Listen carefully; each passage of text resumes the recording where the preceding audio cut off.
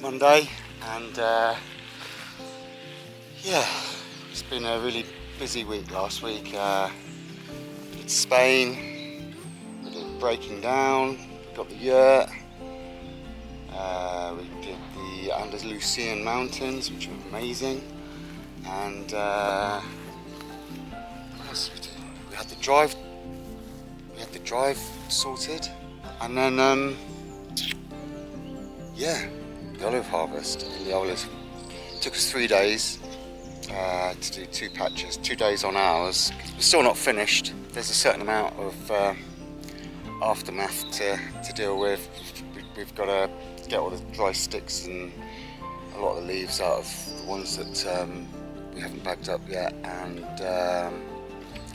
obviously all the cuttings need to go somewhere as well. So that's Sara's job. Mine is the Yurt base. I have started sinking these joists in.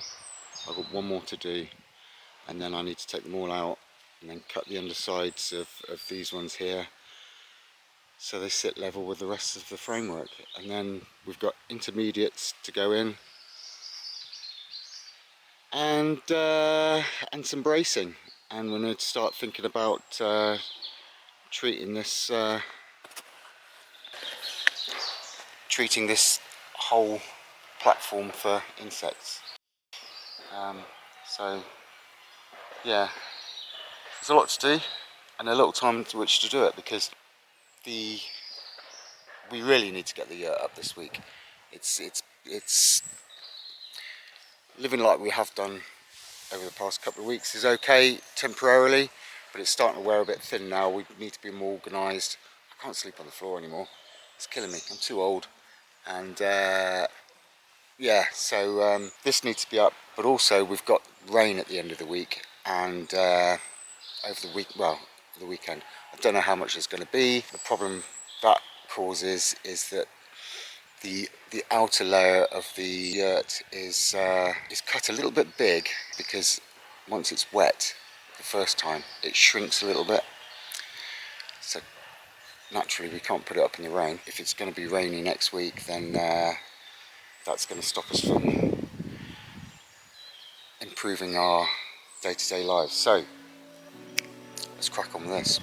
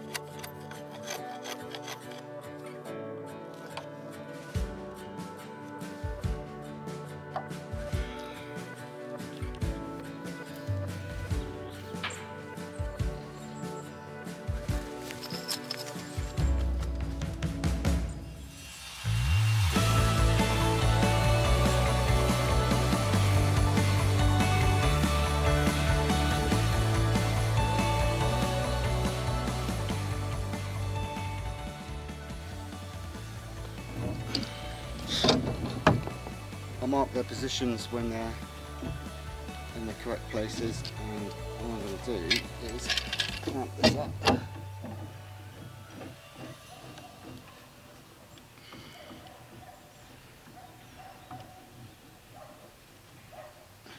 Get them level.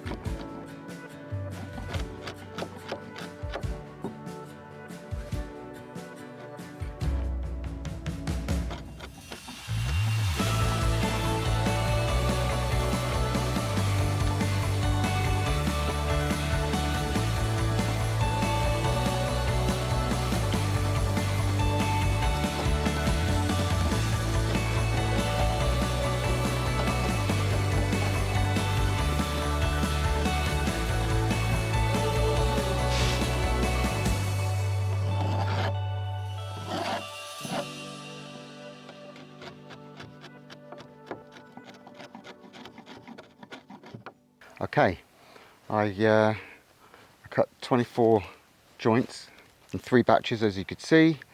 I should think there's going to be a little bit of fettling because some of the board, the joists were at slightly different heights. They might have been shrinking at slightly different rates. I don't know, but it's nothing we can't cope with. So what I'm going to do now, I've already labelled them, so I know exactly which ones go where.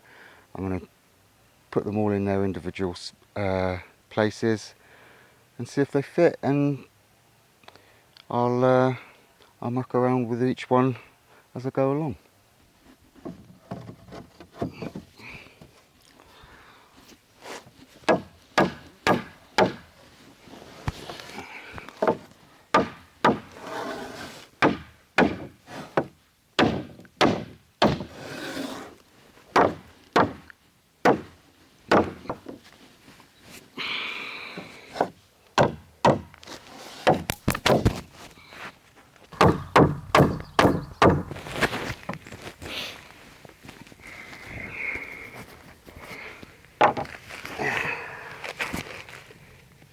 Split. Damn it. And at the end, I didn't even hit it that hard. That's a pain, that is.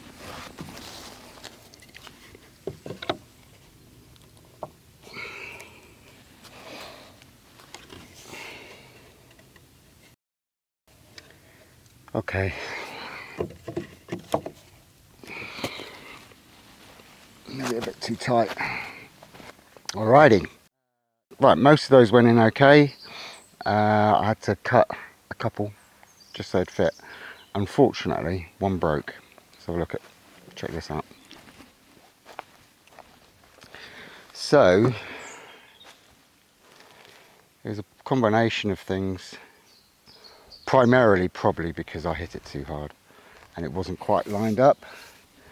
But if you do notice, it has split across the grain, and this one has got some drying marks, and I think it's just a funny grain, that one.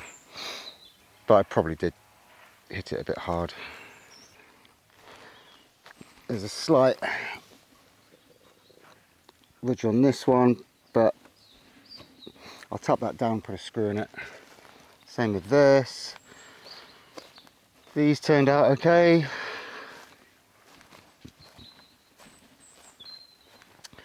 Yeah, so I think, I mean, look at that. Look at that broken one. It wasn't the greatest bit of timber, but maybe I should have seen that and not hit it so hard. But I'm glad it broke now and not later. Okay, so there's a bit sticking up at the end there. I can clamp all this, put some screws in it, and that'll be that part done. I'm thinking actually that before I get too far, I should support the middle. So I think I'm going to cut a new rafter, and that will be that done. And then once I've done that, I'll put the intermediate rafters in, and then I'll brace it all up and start getting some insecticide on it before those nasty beasties get in there. It's the next day. Didn't get much done yesterday afternoon. Got too hot. Yeah, it's quite exposed here, and yeah, it just got a bit too much for me. Like, so I went and did a little bit more sorting out the olives before we take them to the lagar today. Yeah, I did manage, however, to support the middle of this yurt base, and it wouldn't fit, so I had to get the car jack and jack it up a little bit. But that's all right, because it means it's sat on it properly. I've shimmed it up in a few different places, and it's gonna work all right. I really need to get this finished because this wood's drying out and it needs weight on it. I can see where it's created some gaps. Hang on, I'll show you.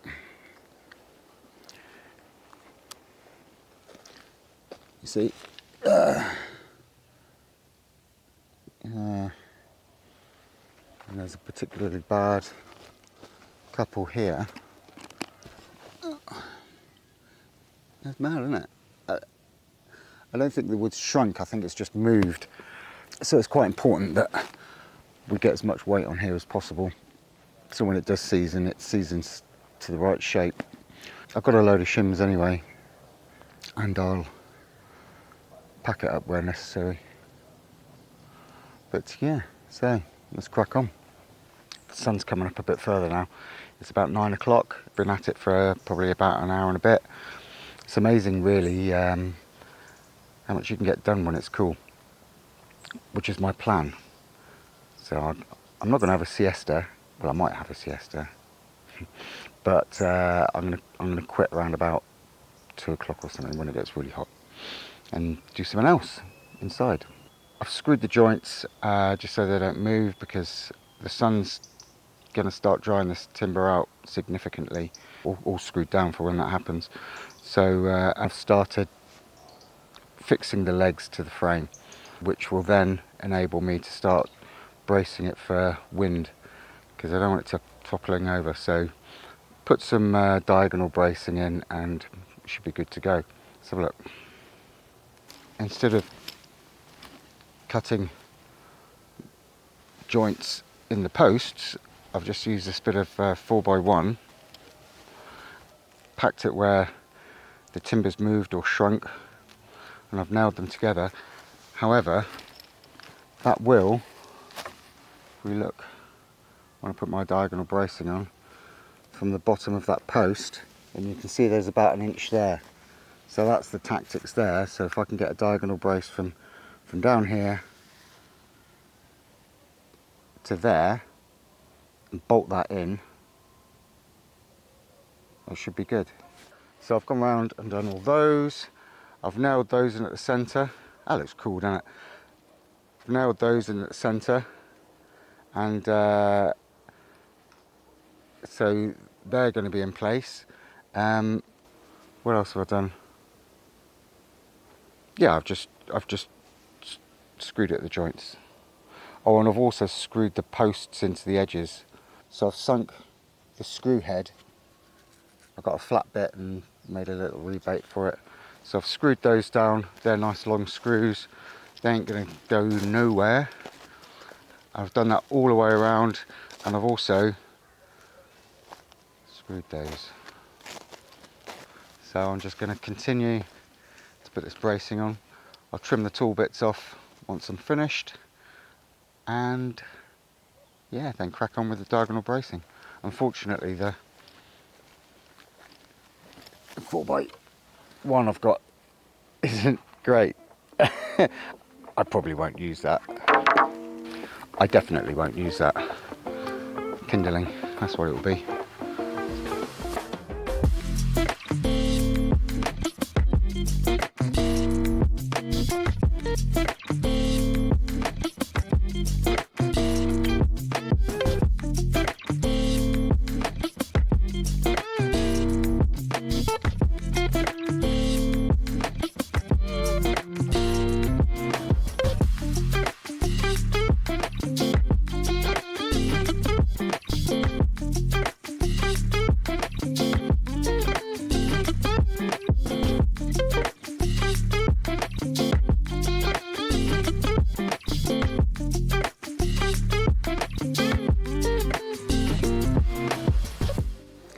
All the bracing's finished. I've trimmed off all the tops of the timber to the tops of the joists, and now I'm on putting these intermediate joists in just to close these gaps up. And then what I'll do is I'll work out how much OSB I'm going to need, because I've changed my tactic on the flooring, because I'm going to do the flooring in an octagonal shape, so it will look really cool on the inside.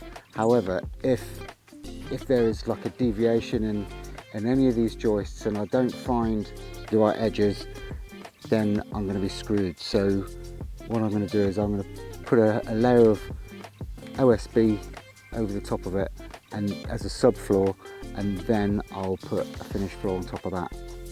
Also, what I'm going to do is I'm going to take that plate off of there, and I'm going to cut some of this OSB to fit inside here. So I'm going to route this out 15mm and fit the OSB in there, because then I'll be able to work out the exact centre, and then I'll work everything off of that.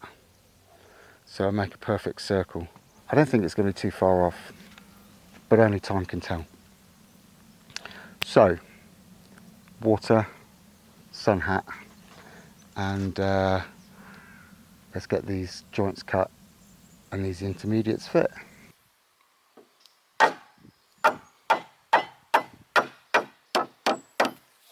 This is a much nicer time of day to do the work. It's got a bit cloudy and it's 6:30 in the evening, so it's going to get darker now, so I'm going to pack up in a bit, but got it sorted.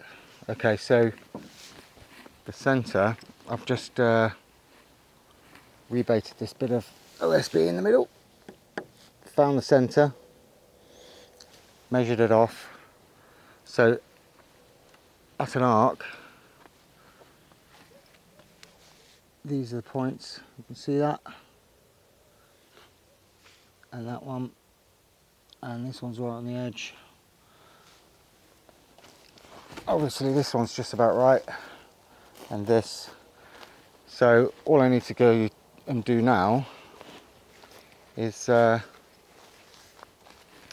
just trim them off, and then tomorrow I'm kind of procrastinating over whether I should put OSB on here or whether I should just put the floorboards straight on there, because if this isn't perfect and my cuts on the floorboards don't hit, because I'm going to do an octagonal shape in the middle for the floorboards, then it could bite me in the backside.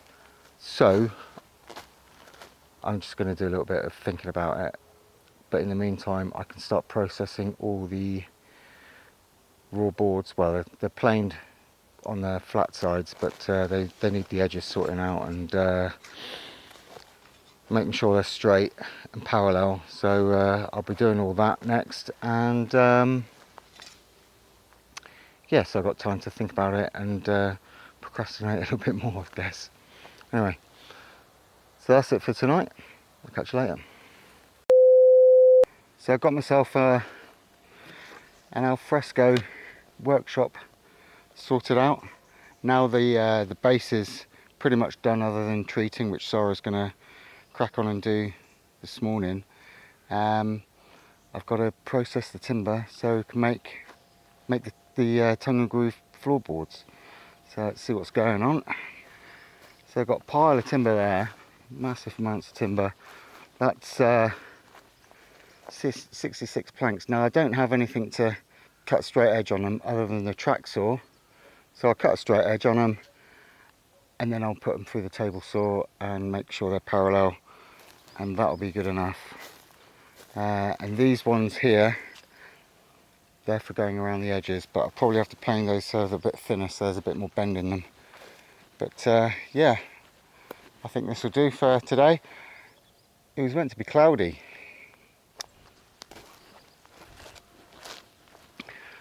but it actually turns out that it's not.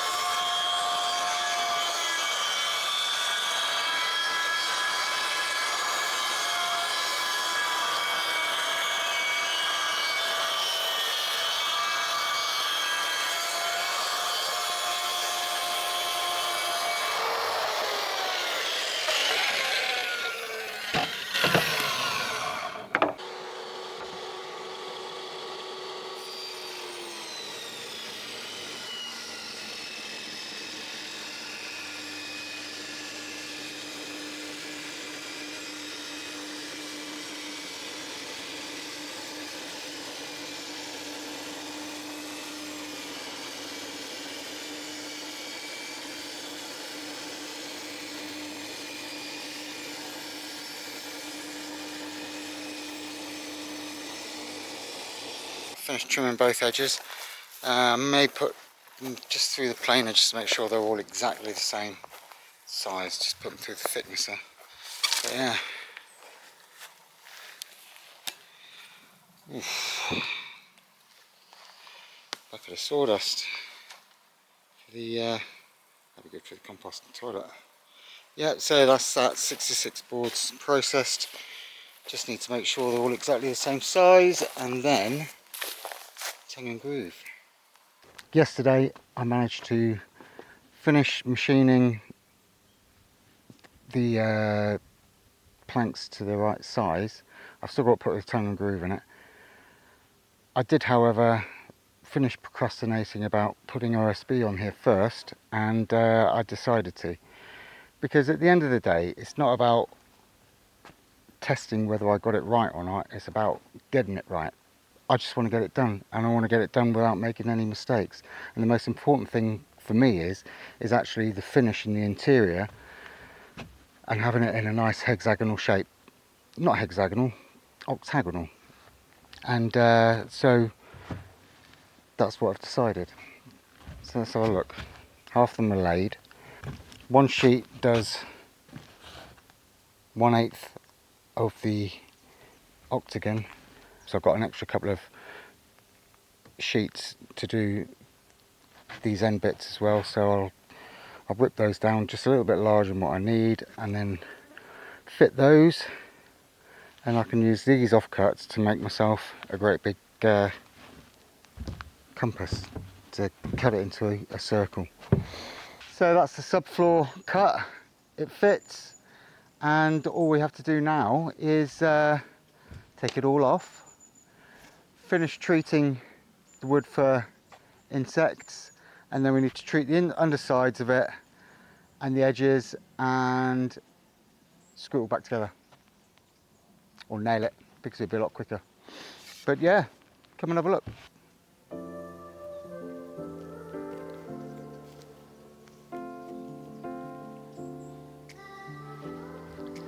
So it works out nicely. I know exactly where the centre is. and I've got a 4-inch nail that will go into the centre, and then I can use that as the pivot for my compass. So I've got enough offcuts to make up a jig, and I'm going to try and do it with a circular saw, not the track saw, my other one, my really old one, and yeah, and see if it'll cut a circle.